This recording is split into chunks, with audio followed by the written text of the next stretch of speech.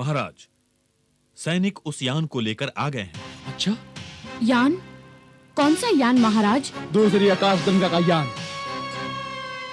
जब आकाश गंगा का द्वार खुल रहा था तो वह यान आ गया हमारी आकाश गंगा में। यह हमारी सफलता की शुरुआत है शीरा। अब हमें सफल होने से कोई नहीं रोक सकता। जैसे ही हम ब्रह्मांड के राजा बनेंगे और तुम बनोगी हमारी महारानी, हमारा सपना पूरा होकर रहेगा शीरा, पूरा होकर रहेगा। लेकिन अगर वो सपना सच हो गया जो मैंने आज देखा है तो कैसे कहूं महाराज से? कोई आर्यमान है जो महाराजा शेजार के सपनों को तोड़ना चाहता है। कहीं इसी यान में तो नहीं आया है आर्यमान?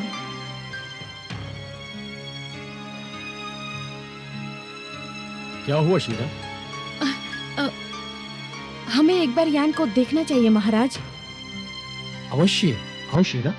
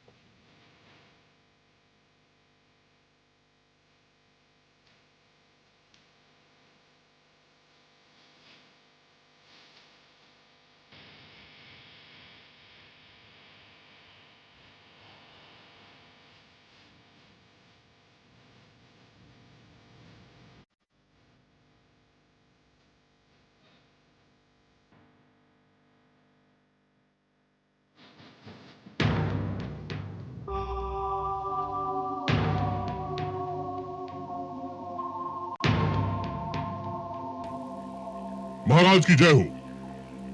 महाराज, यही हैं वो लोग जो दूसरी आकाश गंगा के द्वार खुलते ही हमारी आकाश गंगा में प्रवेश किए हैं इस यान से।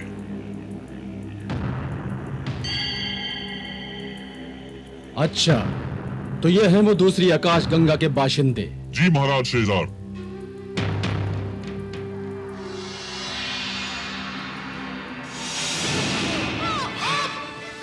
शोर नहीं, शोर नहीं, मैं तुमसे ही मिलने आया हूं। देखो, अगर तुम चीखोगे नहीं तो मैं अपना पंजा हटा लूंगा। ठीक है? नहीं चीखोगी? फिर से।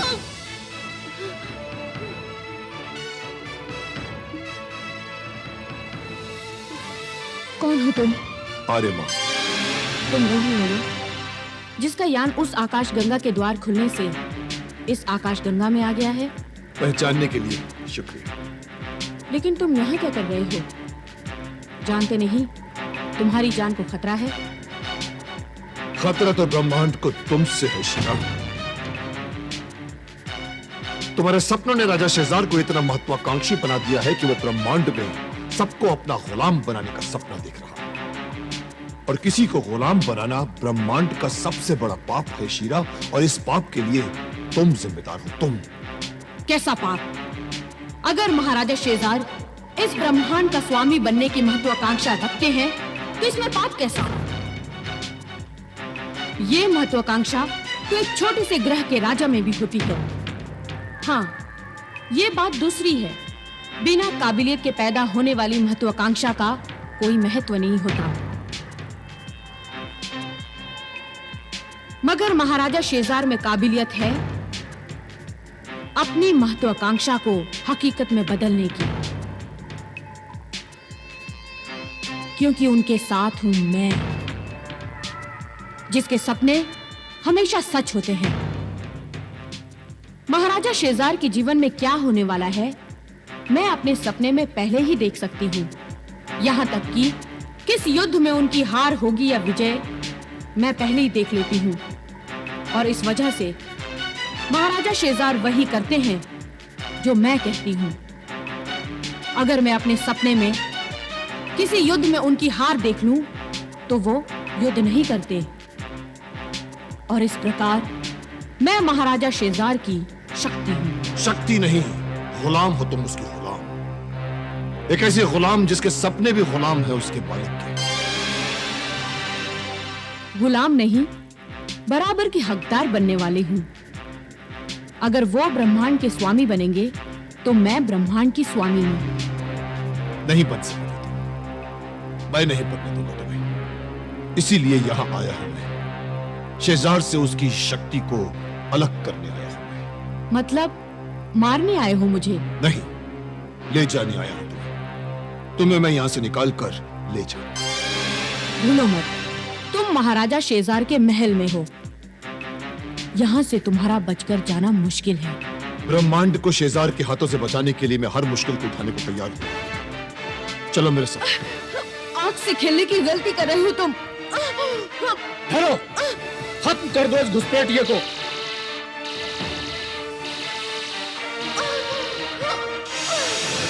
यही तो है वो जो मेरे सपने में आया था। कौन हो तुम?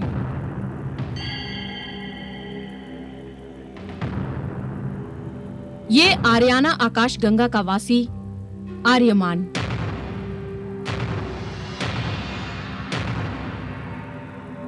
इसे मैंने सपने में देखा था। तो ये है तानाशाह शेजार और ये है वो औरत शीरा जो भविष्यवाणी करती है, यानी तानाशाह शेजार की शक्ति। और तुम? मैं तेजी, लेकिन इसे तो मैंने सपने में नहीं देखा था। कोई बात नहीं शीरा, इन दोनों से सारी जानकारियां हासिल कर ली जाएं। सेनापति आशियान। जी महाराज। अगर ये दोनों कुछ भी बताने से इनकार करें तो इनका दिमाग छेद कर सारी जानकारियां हासिल कर लो। जी महाराज, आप चिंता न करें महाराज, मैं इससे एक एक बात की जानकारी हासिल करके रहूंगा। लेकिन महाराज, ये हमारा दुश्मन है। भविष्य में आपको कमजोर बनाने के लिए ये मेरा अपहरण करने वाला है।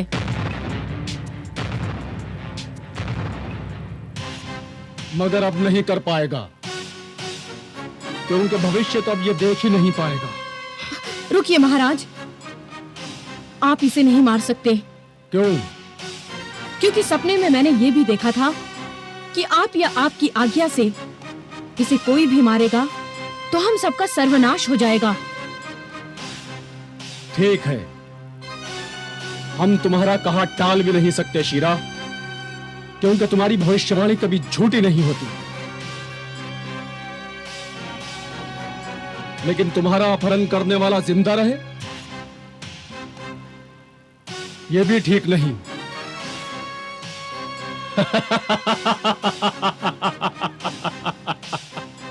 हमें इसका ऐसा इंतजाम करना होगा कि ये मर भी जाएगा और हमारा कुछ भी नहीं बिगड़ेगा। सेनापति आशियान। जी महाराज। ले जाओ इन दोनों को। जो आ गया महाराज। ले चलो इन दोनों को।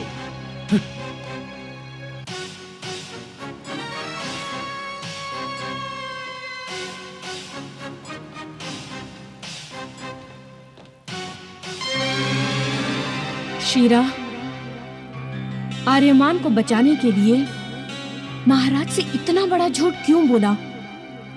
आखिर क्यों? चारों ओर ढूंढ चुका हूँ, कहीं नहीं मिले आर्यमान और तेजी, और कहाँ ढूंढूं उन्हें।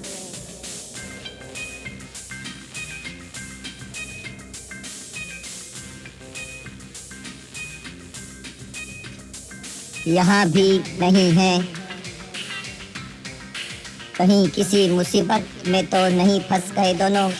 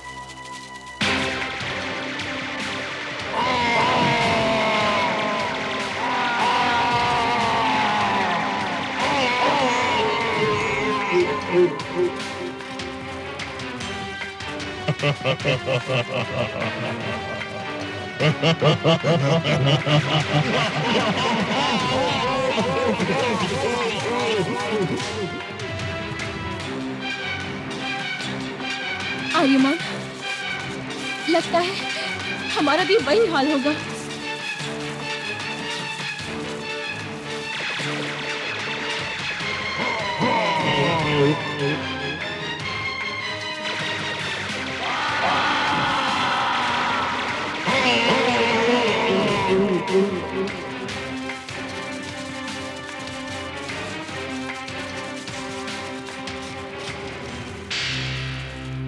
टोबो, कुछ तो करो।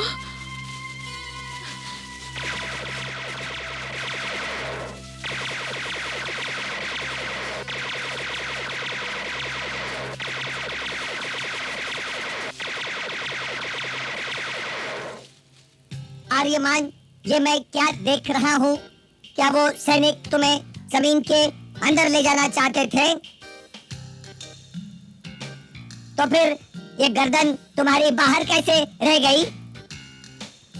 टोबो, बकवास नहीं, बाहर निकालो हमें। निकालता हूँ, पर पहले ये मानो कि महानायक निर्माता हम ही हैं। बड़े भाई काम के वक्त बेकार की बातें नहीं करते, चलो जल्दी निकालो हमें।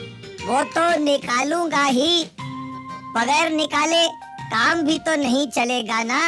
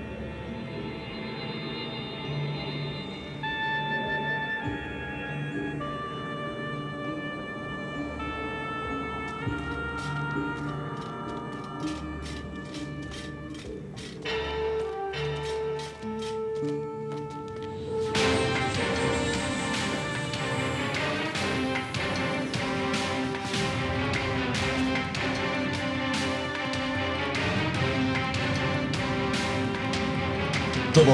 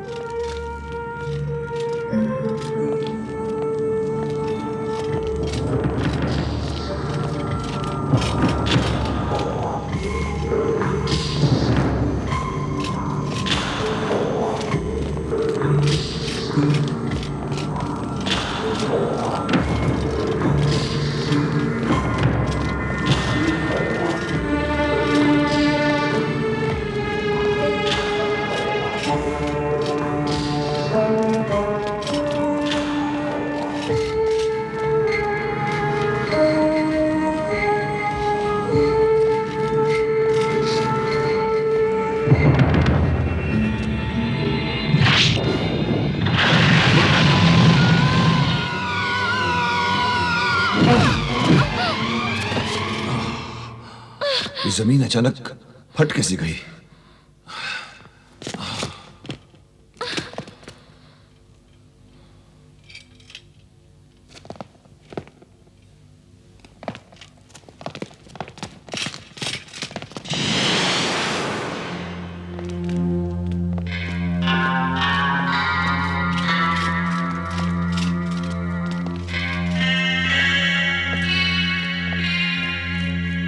आर्यमान, ये हम कैसी जगह पर आ गए? यही तो मैं जानने की कोशिश कर रहा हूं तेजी। कुछ भी हो मगर जगह है अजीब सी। ये तुम्हारे कहे बगैर भी हम समझ पा रहे हैं टोमो। मगर फिर भी बता देना मेरा फर्ज था। और तुम्हें अपने पास बुला लेना मेरा फर्ज था आर्यमान।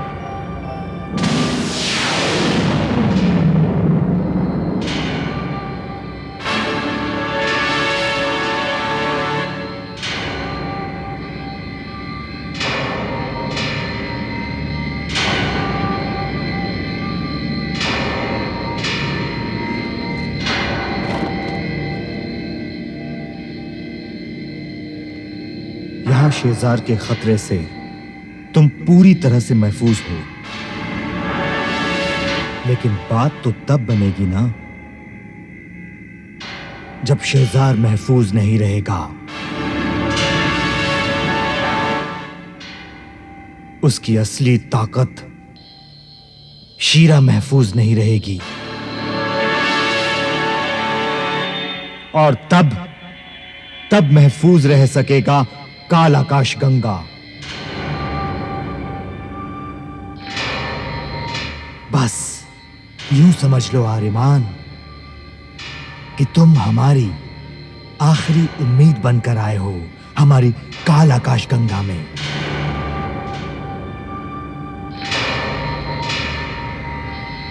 यहां तक तो तुम आ गए हो, पता नहीं कामयाब हो पाओगे कि नहीं। तुम्हारा यहां आना तो तय था, 100% तय था। और देखो आर्यमान, तुम आ भी गए, लेकिन यहां से लौटना बहुत मुश्किल है।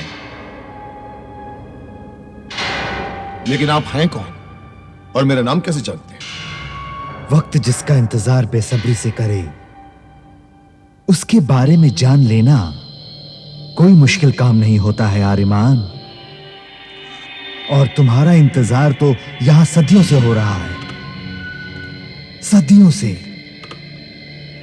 सदियों पहले जिस दिन काल आकाश गंगा का रिश्ता पूरे ब्रह्मांड से काट दिया गया था, सदियों पुरानी बात है ये। इस बात को काल आकाश गंगा के लोग भूल भी चुके हैं शायद, लेकिन मगर हम कैसे भूल सकते हैं? हमें तो इंतजार है काल आकाश गंगा की आजादी का। जब तक आजादी को देख ना ले, मर भी नहीं सकते। परंतु आप हैं कौन? नोशून नाम है मेरा। हमारी आकाश गंगा में किसी को भी इतना ताकतवर नहीं छोड़ा है उसने। बस सिर्फ एक ही इंसान है, वो है क्रांतिकारी नौशून। तो आप यह काल आकाश गंगा के क्रांतिकारी नौशून? हाँ, काल आकाश गंगा की आजादी का सपना देखने वाला नौशून मैं ही हूं। तो आप हमें यहां पर छिपाकर शेजार से अपनी दुश्मनी क्यों बढ़ा रहे हैं? हमको ढूंढता हुआ वो आप तक भी पहुंच सकता है। पहले से ही पागलों की तरह आपको ढूंढ रहा है वो सम्राट शेजार। मत कहो उस तानाशाह को सम्राट। मगर गलत भी क्या कह रहे हैं? सम्राट तो वही है अभी इस काल आकाश गंगा का। सचमुच वही तानाशाह सम्राट है हमारा। पता नहीं कब काल आकाश गंगा की आवाम खुली हवा में सांस ले सकेगी। पता नहीं। पता नहीं कब शोला बनेगी क्रांति की चिंगारी और जलाकर राख कर देगी सेजार की सल्तनत को। पता नहीं कब झूठे होंगे शीरा के सपने और सच होगा मेरा सपना आर्यमान।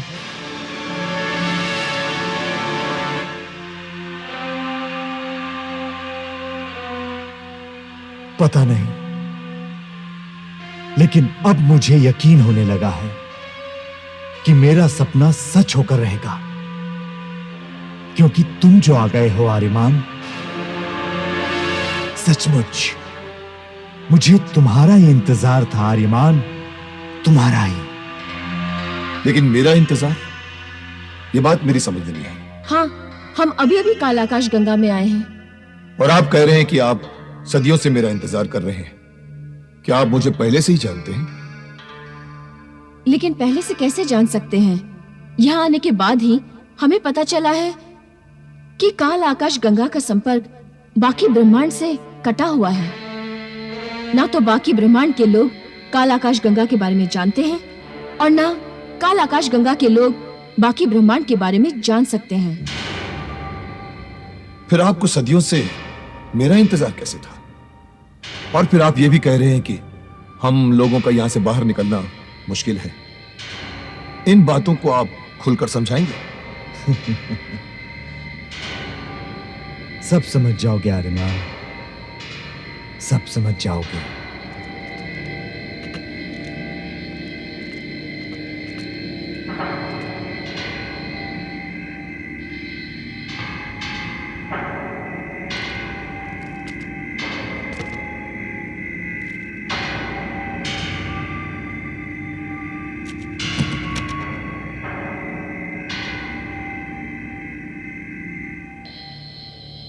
ये देखो,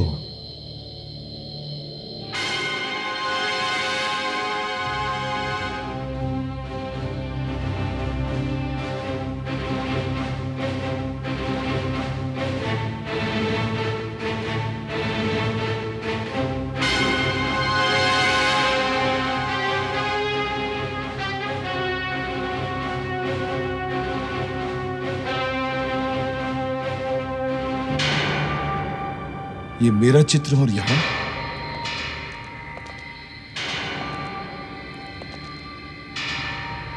क्यों चौंक गए ना आर्यमान? ये तुम नहीं हो। ये हम नहीं हैं? तो फिर कौन है ये? इसने तो हमारे जैसे वस्त्र पहन रखे हैं। इसने तुम्हारे जैसे वस्त्र नहीं पहन रखे हैं आर्यमान, बल्कि तुमने इन्हीं के वस्त्र को पहन रखा है। मैंने इनका वस्त्र? आज तू योग्य हुआ है उस दिव्य वस्त्र के लिए जो है तेरी प्रतीक्षा में सदियों से। दिव्य वस्त्र? हाँ आर्यमान, घोषणा थी कि जब भी आर्याना आकाश गंगा का मुक्तिदाता जन्म लेगा, वो पहनेगा उस दिव्य वस्त्र को जो हर तरह की विशेष शक्तियों से परिपूर्ण है, जिसका निर्माण ब्रह्मांड में चारों ओर फैली ऊर्जा से हुआ है। उसी वस्त्र में वो मुक्तिदाता अनंत प्रकाश वर्षों तक स्मरण किया जाएगा। आओ मेरे साथ।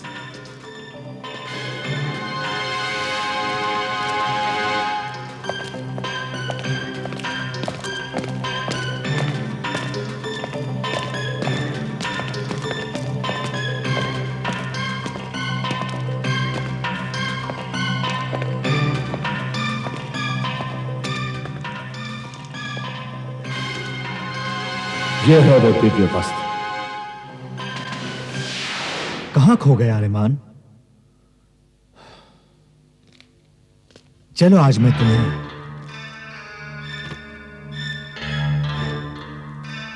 इस बहादुर जांबाज की पूरी कहानी सुनाता हूं। आर्यमान, यह बात 4624 साल पुरानी है। उस वक्त काल आकाश गंगा का द्वार खुला था और लोगों का आना जाना आसानी से होता था। इसी दौरान जन्म हुआ धूमांतक का। धूमकेतु का बेटा था वो। उसके जन्म की कथा भी अजीब है। उस समय कुछ वैज्ञानिकों ने प्रयोग के तौर पर कुछ जीवाणुओं को एक मृत होते धूमकेतु पर भेजा था।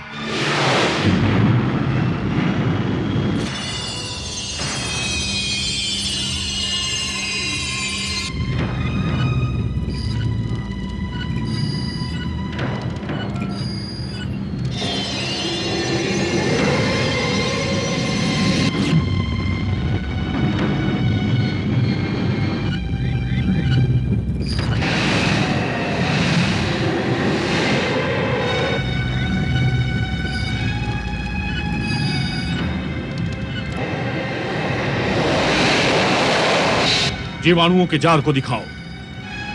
बहुत खतरनाक है ये जीवाणु।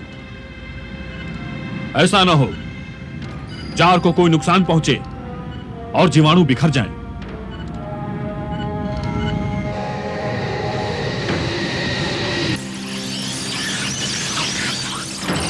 जीवाणुओं का जाल बिल्कुल सुरक्षित है महानुभाव। अच्छी बात है, हमारा प्रयोग अवश्य सफल होगा।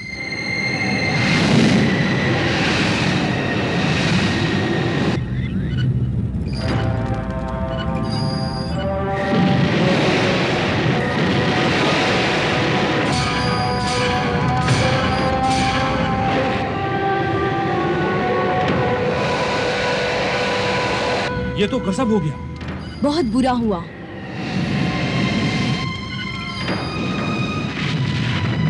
ये देखिए, धूमकेतु के धरातल पर जीवाणु चल रहे हैं। वो अभी भी जीवित हैं। ये क्या हो रहा है? जीवाणु आपस में जुड़ने कैसे लगे? दिखाओ।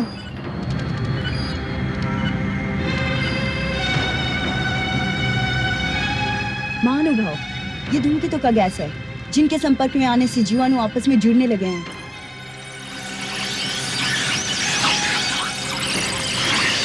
ये क्या? सारे जीवाणुओं ने एक अंडे का रूप धारण कर लिया। महानुभाव, वो जीवाणु बहुत शक्तिशाली और लाभदायक हैं। अच्छा हो गया वो एक जगह एकत्रित हो गए। हमें उस अंडे को वापस लाना होगा ताकि हम उन जीवाणुओं का प्रयोग फिर से कर सके। पागल मत बनो। धूमकेतु के धरातल में पहुंचने के बाद जीवाणु में आधुनिक परिवर्तन हो चुका होगा। हो सकता है वो कोई विनाशकारी अंडा हो। हाँ, ये हो सकता है।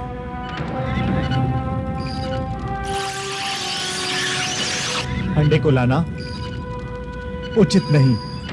आप लोग मेरी बात समझने की कोशिश कीजिए।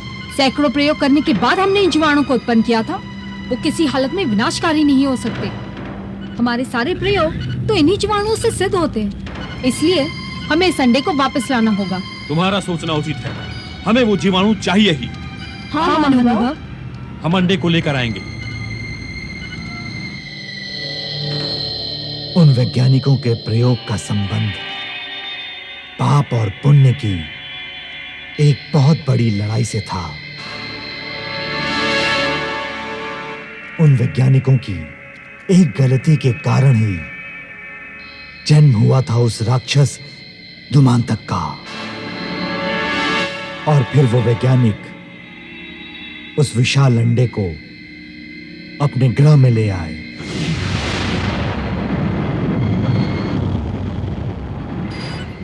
और इंतजार करने लगे उस अंडे से जीव के बाहर आने का।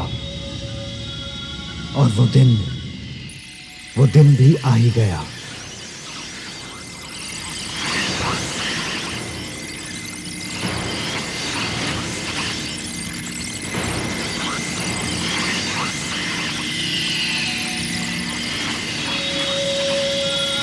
महानुभाव, देखिए अंडा हिल रहा है। लगता है इसके फूटने का समय पूरा हो गया है।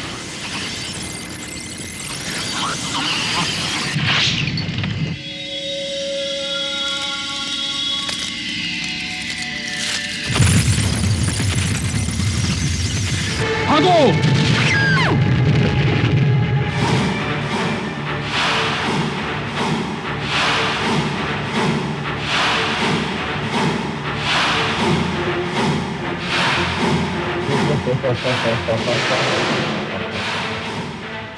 धूमांतक हूं मैं। धूमांतक। अरे अरे, ये तो राक्षस है। धूमकेतु का बेटा धुमांतक।